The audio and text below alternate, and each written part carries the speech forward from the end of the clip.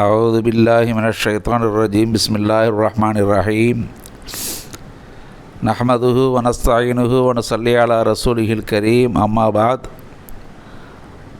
قال الله تعالى في القرآن العظيم رب اشرح لي صدري ويسر لي أمري واحلل عقدة من لساني يفقهوا قولي صدق الله العلي العظيم. கண்ணியத்திற்குரிய பெரியோர்களே, அன்பு சகோதரர்களே, அஸ்ஸலாமு அலைக்கும் வரஹ்மத்துல்லாஹி தஆலா பரகாத்துஹு. பேரன்பிற்குரியவர்களே, இன்றைய நாளில் இந்திய உச்ச நீதிமன்றம்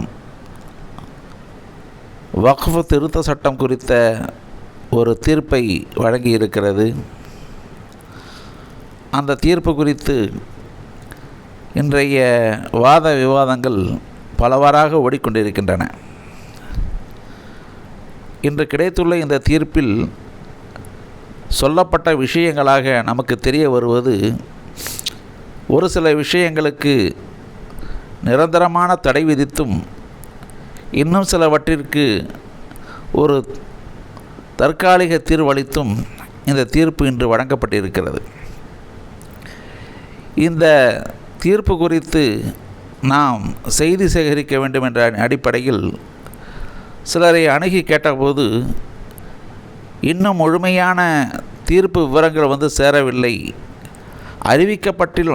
அறிவிக்கப்பட்டவற்றில் முக்கிய செய்திகளாக வந்தவற்றை மட்டுமே இப்போது தருகிறோம் என்று சொன்னார்கள். அந்த அடிப்படையிலே பரவலாக இன்று எல்லோராலும் பேசப்பட்ட ஒரு சில விஷயங்கள் மட்டும் எல்லோருக்கும் தெரிய வந்திருக்கிறது. வக்ஃப் திருத்த சட்டம் என்ற இந்த கொடிய சட்டத்தை கொண்டு வந்த பாஜக அரசு மிக பெரும் உள்நோக்கத்தை வைத்துத்தான் இந்த சட்டத்தை கொண்டு வந்தது என்பது எல்லோருக்கும் தெரியும். இதன் நோக்கம் எப்படியாவது முஸ்லிம்களில் இருக்கக்கூடிய அந்த பெரும் சொத்தை தம் பக்கம் கொண்டு வந்துவிட வேண்டும், தமது விருப்பத்திற்குரிய கார்ப்பரேட்டுகளுக்கு தாரை வார்க்க வேண்டும், மேலும் தமது கட்சியைச் சேர்ந்த பாஜகக்காரர்களுக்கு ஒவ்வொரு ஊரிலும் அந்தந்த ஊர்களிலிருந்து எடுத்து கொஞ்சத்தை கொடுத்து விட வேண்டும், அதன் மூலமாக அவர்களை நாம் தக்க வைத்து கொள்ள வேண்டும் என்ற அடிப்படையில் ஒரு தீய எண்ணத்தை முன்வைத்துத்தான் இந்த சட்டத்தை கொண்டு வந்திருக்கிறது. மேலும் முஸ்லிம்கள் மீது எப்போதும் கொண்டுள்ள வன்மம், ஒரு குரோத எண்ணம், அதை சட்ட ரீதியாக வலுப்படுத்தி மீண்டும் இப்போது துன்புறுத்த வேண்டும் என்ற நோக்கம்தான் அவர்களுக்கு இருந்தது. இந்த சட்டம் கொண்டு வரப்பட்ட அந்த நிலையிலேயே, அது அறிமுகப்படுத்தப்பட்ட ஆரம்ப நிலையிலேயே எதிர்க்கட்சிகள் எல்லாம் அதை கடுமையாக எதிர்த்தன, இந்த சட்டம் வேண்டாம் என்று தடுத்தன. இன்று வாத விவாதங்களிலும் முகநூல்களிலும் மற்றும் பல்வேறு கருத்துக்களை சொல்லக்கூடிய சகோதரர்களும் அதையெல்லாம் கவனித்திருந்தால் சில விஷயங்களை புரிந்திருப்பார்கள். அன்று இந்த சட்டம் வேண்டாம் என்று குரல் எழுப்பி பேசிய அனைவரும் தர்க்க ஆதாரங்களை முன்வைத்து, இது சாத்தியமில்லாதது, செய்யக்கூடாதது, தீங்கிழைப்பது, முஸ்லிம்களின் சொத்தை அபகரிக்கும் திட்டம் இது என்றெல்லாம் மிக மென்மையாகவும் கடுமையாகவும் வன்மையாகவும் பலவாறான குரல் எழுப்பி நாடாளுமன்றத்திலும் பாராளுமன்றத்திலும் இந்த விவாதங்கள் தொடர்ந்தன. ஆனால் எப்போதும் எவரது குரலுக்கும் எதற்கும் கட்டுப்படாத இந்த பாஜக அரசு எவ்வளவு பேர் என்ன சொன்னால் என்ன, நான் எதை செய்வேனோ அதை மட்டுமே நான் கொண்டு வருவேன் என்ற அடிப்படையில் கொஞ்சமும் பின்வாங்காமல் அதை தாக்கல் செய்வதற்கு முன்வந்தது. அப்போது அவர்களின் கூட்டணியிலேயே இருந்த தெலுங்கு தேசத்தைச் சேர்ந்த ஒரு அமைச்சர் அதை பலமாக எதிர்த்து, நீங்கள் இதை நிறைவேற்றக்கூடாது, வேண்டுமானால் கூட்டுக்குழுவிற்கு அனுப்பி வையுங்கள் என்று கூற, கூட்டுக்குழுவிற்கு அனுப்பினால் அங்கே நாடாளுமன்றம் பாராளுமன்றம் அதாவது மேலவை கீழவை என்ற அனைத்துமே சேர்ந்து ஒரு தீர்மானம் கொண்டு வந்து அதை சீர் செய்ய வேண்டும் என்பது கருத்து. இப்படி அங்கே சென்றால் சில மாறுதல்களுக்கு வாய்ப்பு கிடைக்கும் என்றுதான் தெலுங்கு தேச கட்சிக்காரர் அந்த கோரிக்கையை முன்வைத்தார். ஆனால் அதுவே அன்று ஆறுதலாக பார்க்கப்பட்டது. சரிதான், அங்கே சென்றால் இதற்கான முடிவு கிடைத்துவிடும், இந்த சட்டம் வராது, பாஸ் ஆகாது என்றெல்லாம் பல பேர் பேச தொடங்கினார்கள். ஆனால் ஆட்சியில் இருப்பவர்கள் எப்படிப்பட்டவர்கள்? எந்த ஒரு எல்லையையும் தாண்டி நீதி நியாயங்கள் அத்துணையையும் காலில் போட்டு மிதித்துவிட்டு பாசிச வழியில் தாம் நினைத்ததை மட்டுமே நிறைவேற்றக்கூடிய அந்த பலம் இடத்தில் இருக்கிறது என்ற இருமாப்போடு செயல்படக்கூடிய இவர்கள், நீங்கள் கூட்டுக்குழுவிற்கு அனுப்பச் சொல்கிறீர்கள் சரி என்று ஒப்புக்கொண்டு விட்டு அங்கே என்னவெல்லாம் தில்லுமுள்ளுகள் செய்தார்கள் என்பதை நாம் அதில் பார்த்தோம். கூட்டுக்குழு என்று சொன்னால் மக்களின் கருத்துக்கள் கேட்கப்பட வேண்டும் என்ற ஒரு அம்சம் இருக்கிறது. அந்த அடிப்படையிலே இந்திய தேசமெங்கும் இதற்கான கருத்து கேட்பு கூட்டத்தை பாஜக நடத்தியது. அதில் தமிழகத்தில் எப்படி நடத்தியது என்பதை நமது தமிழ்நாடு ஜமாஅத்துல் உலமா சபையின் தலைவர் மௌலவி P.A. ஹாஜா மஹிதீன் அவர்கள் சொல்லும்போது அந்த வலியையும் வேதனையும் உள்வாங்கி அவர் சொன்ன விஷயம் இன்றும் எங்கள் நினைவில் இருக்கிறது. அவர்கள் சொன்னார்கள், சென்னையில் இதற்கான கூட்டம் கூட்டப்பட்டது. அன்றைய நாடாளுமன்ற துணைத் தலைவராக இருந்த ஜெகதீப் தன்கருடைய தலைமையில் தான் அந்த குழு இங்கே வருவதாக இருந்தது. நாங்கள் எல்லாம் காத்திருந்தோம். எல்லோரும் வந்தார்கள். பல முறை ஒத்தி வைக்கப்பட்டு ஒரு நாள் கூடிய இந்த கூட்டத்தில் நாங்கள் சென்று பேச அமர்ந்தோம்.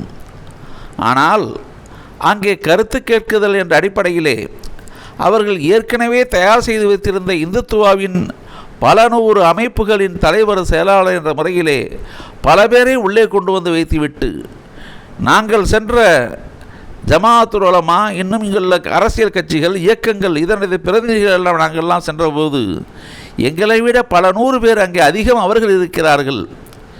அப்படி அவர்களை வைத்து கொண்டு கருத்து கேட்கிறோம் என்ற பேரிலே ஏதோ ஒன்று சொல்ல, அதற்கு நாங்களெல்லாம் எழுந்து பதில் சொல்வதற்கு முன்னால் அந்த இந்துத்துவவாதிகளே எழுந்து இந்த சட்டம் வேண்டும், இதை ஆதரிக்கிறோம் என்று குரல் கொடுத்து அவர்கள் ஒருதலைபட்சமாக பேசியவற்றை அப்படியே பதிவு செய்து கொண்டு எங்களுடைய கருத்துக்களை கூட சரியாக கேட்காமல் கூட்டத்தை முடித்து இங்கே சென்னையில் நடந்த கூட்டம் வக்ஃப் திருத்த சட்டத்தை ஆதரிக்கிறது என்ற முடிவோடு அவர்கள் சென்றார்கள்.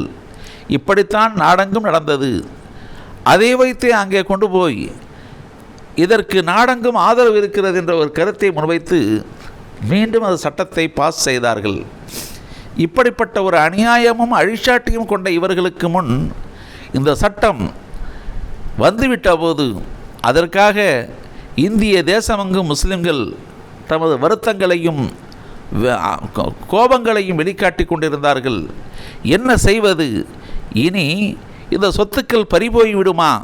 நம்முடைய முன்னோர்கள் தமது மறுமை வாழ்விற்காக அர்ப்பணித்து சென்ற இந்த வக்ஃப் சொத்துக்களை எல்லாம் இவர்கள் எடுத்துக்கொண்டு விடுவார்களா என்ற அச்சத்தில் மிகப்பெரிய ஒரு கவலையும் துக்கமும் நம்மை வந்தடைந்திருந்தது. குறிப்பாக இந்த சட்டத்தை எதிர்த்து தமிழகத்தில் ஒரே நாளில் அனைத்து மாவட்டங்களிலும் ஜமாஅத்துல் உலமாவின் சார்பாக மிக பெரும் கண்டன கூட்டங்கள் ஏற்படுத்தப்பட்டன. தமிழ்நாட்டுடைய எம்பிக்கள், எம்எல்ஏக்கள், அரசியல் தலைவர்கள் எல்லோரும் கலந்து கொண்டு அந்த கூட்டங்களிலே கண்டன உரைகளை ஆற்றினார்கள். நமக்கெல்லாம் அன்று இருந்த எண்ணம், இந்த சட்டம் எப்படியாவது தடுக்கப்பட வேண்டும் என்ற எண்ணம் இருந்தது. இதனுடைய முன்னுரையாக இவ்வளவு விஷயங்களை நான் சொல்வது ஏன் என்று சொன்னால், நம் எதிர்பார்ப்பு எப்படி இருந்தது, எந்த நிலையில் இருந்தோம், இதற்கு விடிவு கிடைக்காதா என்றுதான் இருந்தோம். இந்த நிலையிலே இந்த சட்டம் வந்த வேகத்திலேயே அதை எதிர்த்து உடனடியாக நீதிமன்றத்திற்கு சென்ற சில அரசியல் கட்சிகள் வேகமாக முன்னெடுத்தன. அதில் பிரதானமாக உடனடி முன்னெடுப்பு செய்தது அசதுத்தீன் உவைசி. அவர் செய்தார். இந்திய யூனியன் முஸ்லீம் லீக் அதற்கான மனுவை அளித்தது. திராவிட முன்னேற்றக் கழகம், காங்கிரஸ் பேரியக்கம் போன்ற பலரும் வழக்கு தொடுத்தார்கள். இது தவிர இன்னும் ஏராளமான அரசியல் கட்சிகள், பல்வேறு அமைப்புகள் மனு அளித்தன. சுப்ரீம் கோர்ட்டில் மனு அளித்து இந்த சட்டத்திற்கு தடை கோரி நின்றனர். இவற்றிலே ஒரு சில மனுக்களை மட்டும் எடுத்து விசாரணைக்கு எடுத்துக்கொண்டது உச்ச நீதிமன்றம்.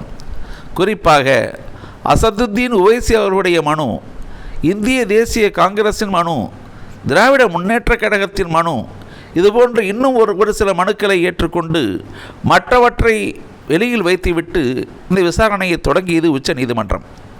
இதற்கான அமர்வுகள் ஒவ்வொன்றிலும் நீதிபதிகள் தங்களுடைய ஆழமிக்க கேள்வியை அரசை நோக்கி வீசினார்கள்.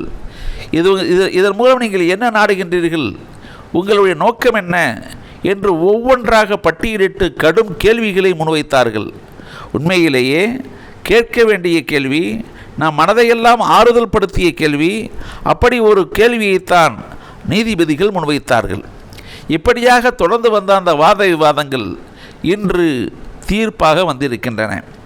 இந்த தீர்ப்பிலே சொல்லப்பட்ட விஷயங்களில் முதலாவது, சொத்து தானம் செய்ய, அதாவது ஒருவர் வக்ஃபு செய்ய வேண்டும் என்று சொன்னால், தனக்கான சொத்தை வக்ஃபு செய்ய வேண்டும் என்று சொன்னால் அவர் 5 வருடம் முஸ்லீமாக இருந்திருக்க வேண்டும் என்ற ஒரு சட்டத்தை இங்கே திருத்தம் செய்து கொடுத்திருக்கிறது மத்திய அரசு. இதை இன்று கேள்விக்குட்படுத்திய அந்த நீதிபதிகள், இது குறித்து இவர்கள் ஏற்கனவே கேட்ட கேள்விகளில் மிக முக்கியமானது, ஒருவர் 5 வருடம் முஸ்லீமாக இருக்க வேண்டும் என்று நீங்கள் எந்த அடிப்படையில் சொல்லுகின்றீர்கள், அதை எப்படி நீங்கள் நிர்ணயிப்பீர்கள்?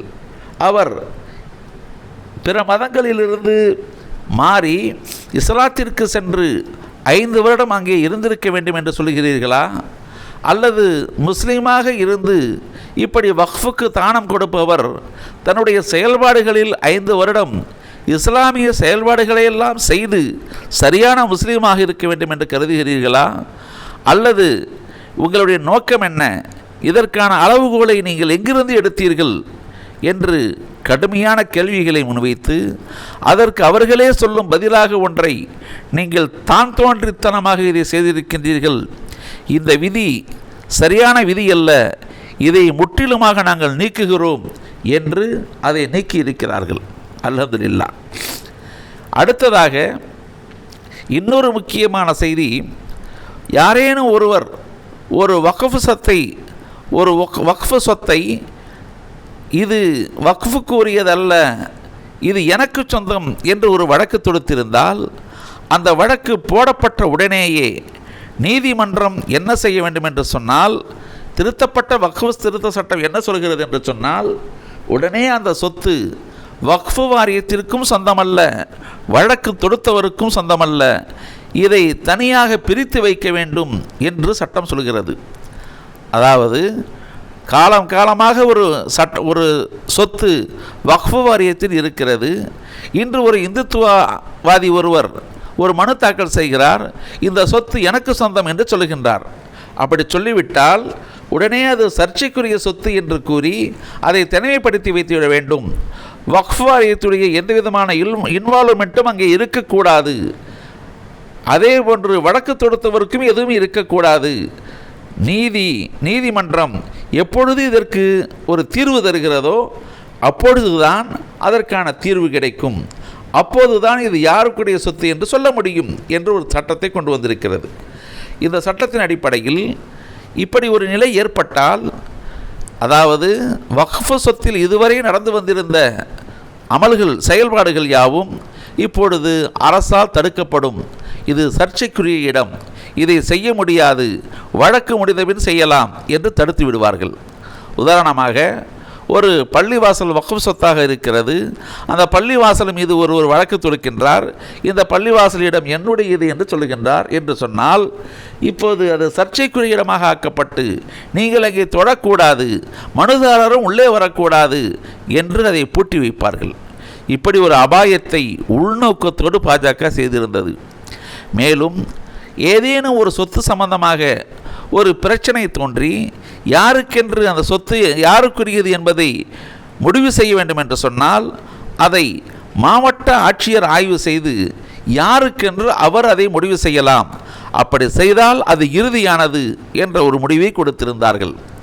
இன்று உச்ச நீதிமன்றம் இதை சாட்டையடியாக கேள்வி கேட்டு, கலெக்டருக்கு யார் இந்த உத்தரவை கொடுத்தது, மாவட்ட ஆட்சித்தலைவர் என்பவர் என்ன நீதிபதியா, அவருக்கு இப்படிப்பட்ட அதிகாரம் கொடுத்து விட முடியுமா, ஒரு சொத்தை நிர்ணயிக்கக்கூடியது யாருடையது என்று நிர்ணயிக்கக்கூடிய அதிகாரத்தை அவருக்கு எப்படி கொடுக்க முடியும் என்று கேள்வி கேட்டு அதையும் தடை செய்திருக்கிறது.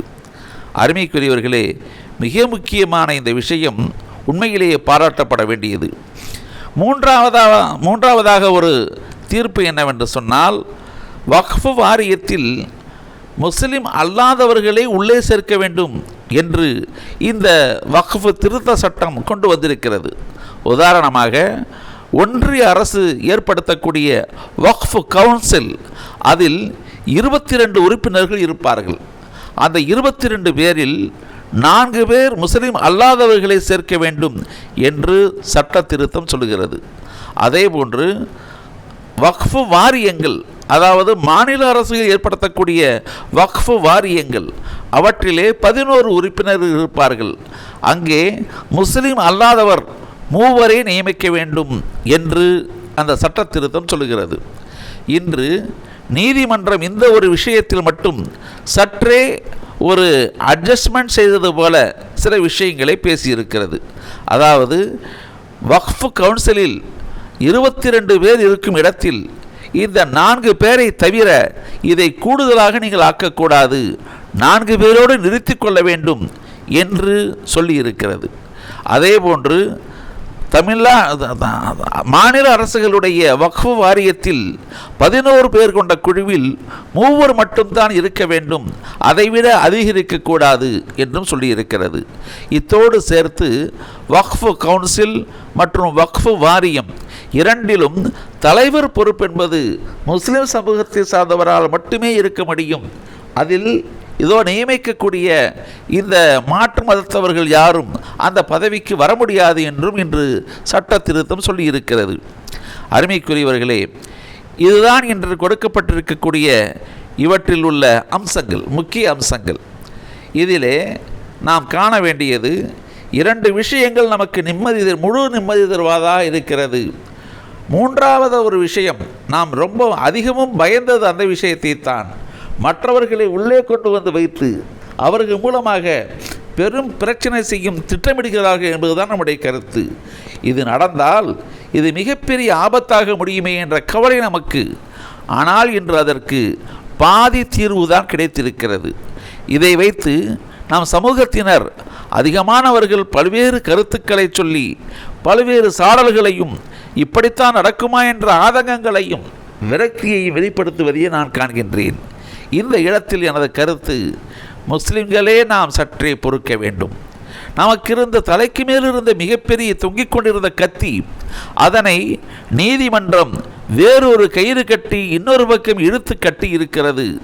அது அருந்தால் மீண்டும் வந்து விடுமே என்ற அச்சம் நமக்கு இருக்கிறது, அவ்வளவுதான். ஆனால் உடனடியாக இருந்த ஆபத்து நீக்கப்பட்டிருக்கிறது. இந்த ஒரு வாய்ப்புக்கு முதலில் இதை நாம் சரி செய்வோம். இதை ஏற்று அடுத்த கட்ட நடவடிக்கைகளுக்கு நாம் செல்ல வேண்டும்.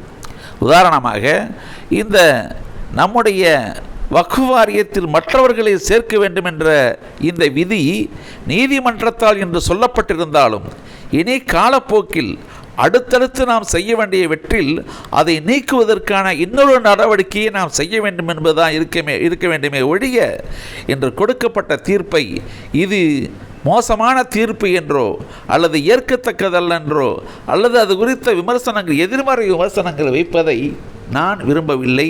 அவற்றை நான் கைவிட வேண்டும் என்று கேட்டுக்கொள்கிறேன். ஏனென்று சொன்னால், கிடைத்திருக்கும் இந்த தீர்ப்பை வைத்தே நாம் அடுத்த கட்டத்திற்கு நகர வேண்டியுள்ளது.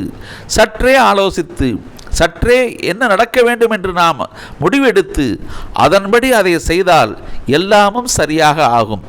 இன்று மருகும் பழனிபாபா இருந்திருந்தால் இந்த சட்டம் இன்று தீர்ப்பளிக்கப்பட்டிருக்கும் இந்த நிலையிலே உடனடியாக அவர் என்ன செய்திருப்பார் என்று பார்த்தால், அவர் இன்னொரு வழக்கை தொடர்ந்திருப்பார். திருப்பதி தேவஸ்தானத்தில் இதே போன்று எங்களுக்கு இடம் கொடுங்கள், ஒரு 3 பேரை அரங்காவலராக நியமியுங்கள் என்று ஒரு மனுவை தாக்கல் செய்வார். இப்படித்தான் முல்லை முள்ளால் எடுத்தல் என்பது, அதுபோன்ற எத்தனையோ வாய்ப்புகள் நம்மிடத்தில் இருக்கின்றன. அவற்றை நாம் யோசித்து செய்வோம். நம் சமூகத்தின் தலைவர்கள், நமக்கான அரசியல் இயக்கங்கள், நம்முடைய சகோதரர்களான மற்ற கட்சியினர்கள், குறிப்பாக இந்திய கூட்டணி இதற்கான முடிவை எடுக்கும். எனவே அஞ்ச வேண்டாம், தயங்க வேண்டாம், கலங்க வேண்டாம். சற்றே பொறுத்திருந்து நடக்கும் விஷயங்களை உள்வாங்கி நமக்கான வாய்ப்புகளை மேற்கொள்வோம். நல்லவை நடக்கட்டும், எதிர்பார்ப்போம் என்று கூறி என் வார்த்தைகளை நிறைவு செய்கின்றேன். வாஹிரு தாவானா அனில் அல்ஹம்துலில்லாஹி ரப்பில் ஆலமீன். அஸ்ஸலாமு அலைக்கும் வரஹ்மத்துல்லாஹி.